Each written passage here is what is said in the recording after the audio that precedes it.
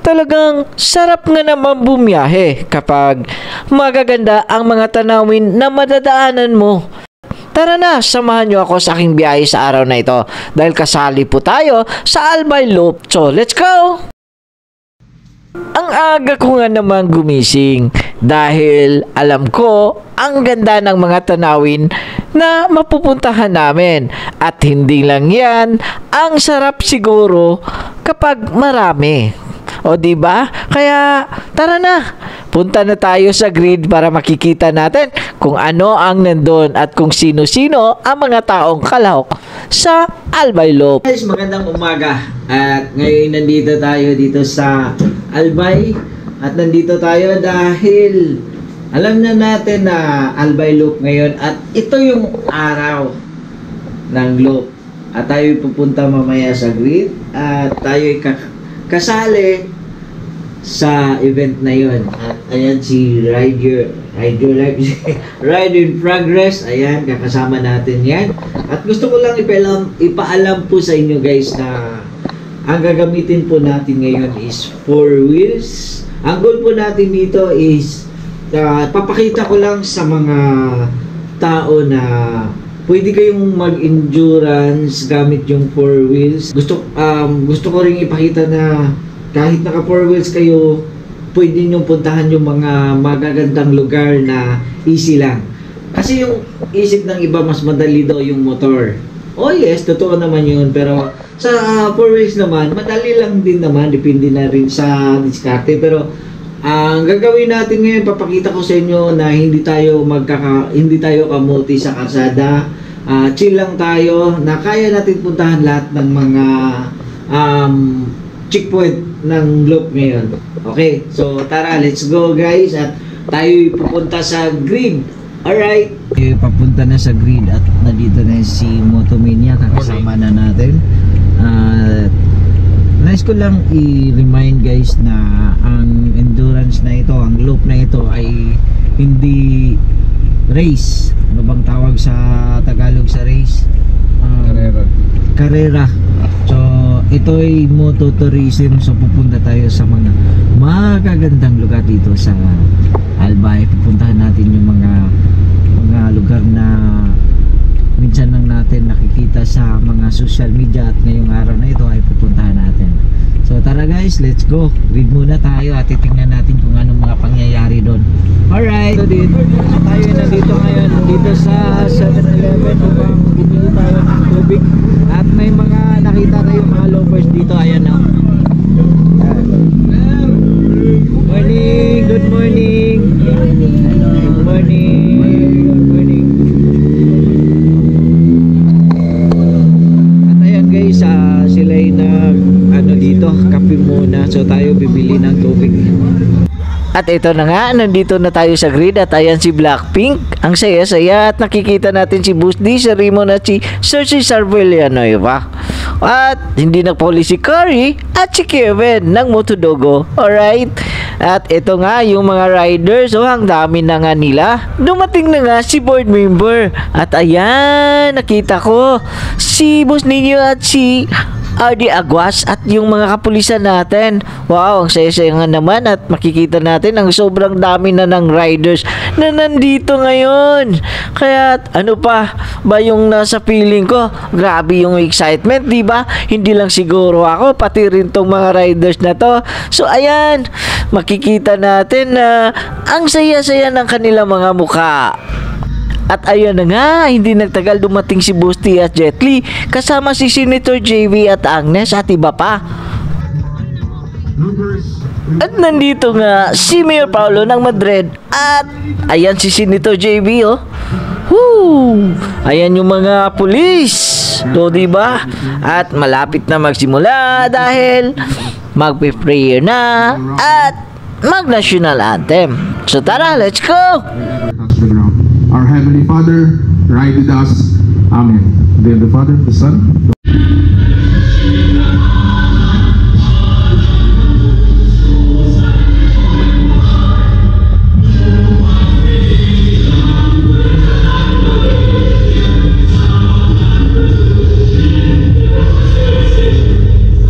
Let us be a good example example sa mga motorista po dito sa ating kalsada at respetuhin po natin ang mga motorista na nandito. At mukhang nagre-ready na ang lahat. Sobrang excited na siguro. At ito na, makikita na natin yung Team Cute 15 Luzon. Ayan, ano kaya gagawin nila? Tingnan natin, B.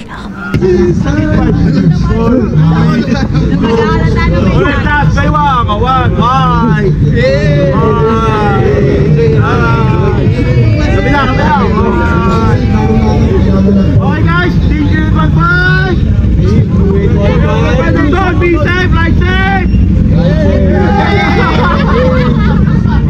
At nandito, the man behind G Helmets, Bose. At malapit na yung take-off, guys. At ito, napakaraming kalahok ngayon sa araw na ito dito sa Albay Loop. At napakaganda, guys. Either nandito lahat ng mga dito yung si Senator JBR City and of course yung Team Cute 15 Luzon and also Boosty and Jetty. Alright. Ayan, malapit na mag-take-off. Season, no? Ingat ha, ingat. Alright.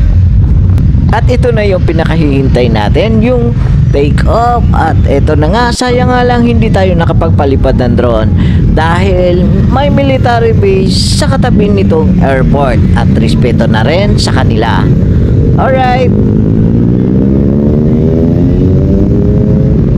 Tara guys, diretso na tayo sa first checkpoint sa Mayon Skyline. Alright. Hindi tayo nakapagpalipad ng drone dito kasi nasa tayo, air base. Hindi tayo pwede makapagpalipad dito. Tara guys, see you sa first checkpoint sa Mayon Skyline. Woo! Let's go! Bumiyahe na nga tayo at napakasaya nga naman dahil papunta pa lang tayo, nakikita na natin ang kagandahan ni Daragang Magayon o Mayon Volcano. Kaya nga naman sobrang nai-excite ako para puntahan ang lugar na ito dahil gusto ko talagang makita ng malapitan ang Mayon Volcano. So tara, tingnan nga natin sa taas ng Mayon Skyline. At nandito na tayo ngayon dito sa unang checkpoint dito sa Mayon Skyline. At nandito na nga ako sa taas at kitang-kita ko na ang kagandahan sa baba. Ayan o. At sa likod ko, ayan yung Mayon Volcano. At ito sa harap ko, ang ganda-ganda ng tanawin. O diba, napakaganda. Tara na nga, pakita ko sa inyo. Let's go!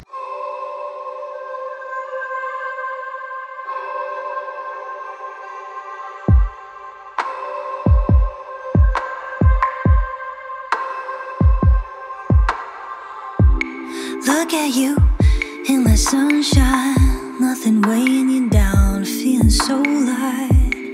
I just wanna be where you are.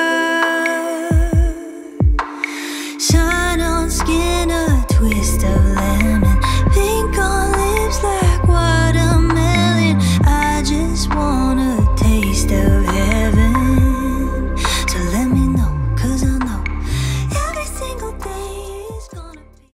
Sadyang napakaganda nga naman ni Daragang Magayon at ang kanyang buong paligid. Kaya't ito na tayo, papunta na tayo sa pangalawang checkpoint. At ito na nga yung tanawin papunta pa lang. Sobrang ganda na at namamangha ko sa ganda ng kapaligiran. At ito pa, ang ganda tingnan ng mga riders na chill lang at nag-enjoy sa rides. O diba? And guys, isa lang ito sa magandang view na madadaanan natin papuntang second checkpoint. Ayan, napakaganda sa likod. Tara, let's go guys para makarating na tayo para sa second checkpoint. At nandito na nga tayo at kitang-kita sa dalawang mata ko na napakasaya tingnan ng mga riders at sobrang excited siguro nila habang pinanood ang magagandang tanawin sa lugar na ito. At ako naman ay nag-i-enjoy sa pag-drive papunta dito kahit chill lang yung drive natin para iwas na rin sa disgrasya. O diba? Yan naman talaga ang tama. Kaya ipapakita ko sa inyo kung ano nga ba ang tanawin na makikita sa lugar na ito. So tara, let's go!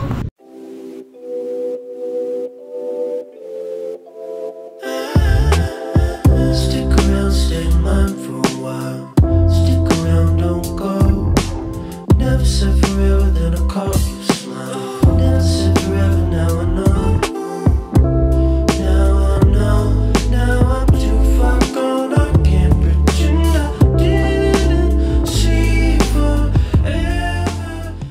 dito banda yung second checkpoint at makikita natin ang tanawin sa likuran natin na napakaganda at makikita natin yung mga riders na nag-enjoy din sa lugar. So tara guys, doon tayo sa papunta na tayo sa checkpoint number 3. At eto na, pabiyahe na tayo ng checkpoint number 3 at hindi talaga nagpapahuli sa mga taong mahilig sa kalikasan. Itong lugar na ito, habang papunta tayo ay makikita tayong magagandang tanawin of course, at ayan, makikita natin ang maraming puno, bukid at dagat. So tara, let's go guys, tingnan pa natin kung anong makikita natin papunta doon. Ay, malapit na tayo sa next checkpoint sa Tagas Boulevard. Alright. Gutom na kami at nandun, sabi nila nandun yung brunch, breakfast, lunch. Ayan, chill lang kami guys kasi para iwas disgrasya. Yun yung tamang takbo, chill lang, enjoy yung karsada, enjoy yung biyahe. At ang napakaganda pa is may enjoy mo talaga yung magagandang tanawin dito sa Albay. Tara, malapit na tayo, about 7.4 kilometers na lang. Okay, let's go!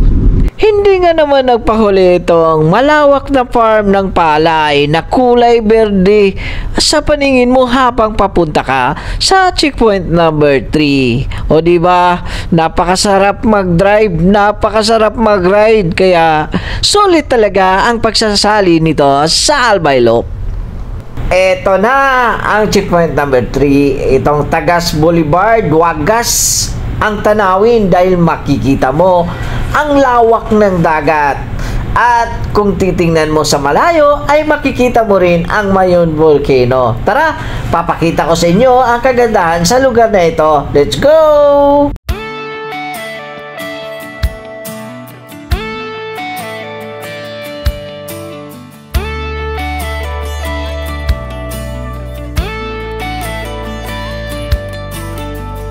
I wanna spend my life with you by my side, run around this great big world with you. I wanna hold you tight, look into your eyes every day. Tapos na tayo sa pangatlong checkpoint. Ngayon, papunta naman tayo ng Kamsur Motorsports Complex. Ayan. So, babiyahe pa tayo ng mga isang oras at 17 minutes papunta doon. Tara, let's go. Sinakay siya sa akin kasi masyadong mainit, baka ma-stress. Ayan. Hello.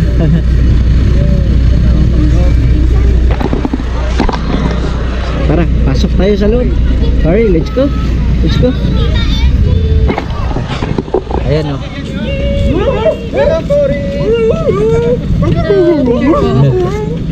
Dito na tayo dito sa Kamsur Motorsports. At ayan, ipapakita ko sa inyo ang lugar na ito. Tara, papalipad tayo ng drone. At ito, kasama ko si Tori Motodogo.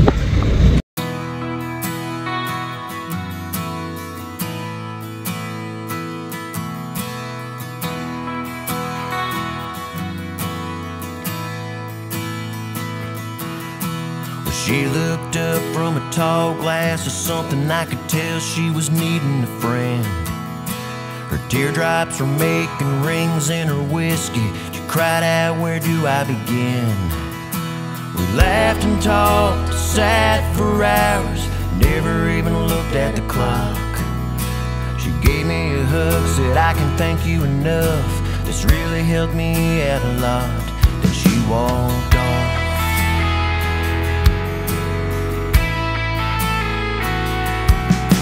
I let her get just barely out of sight before saying I don't want you to leave. I know we just met, but when you left, you leaving made it hard to breathe. I said there's something about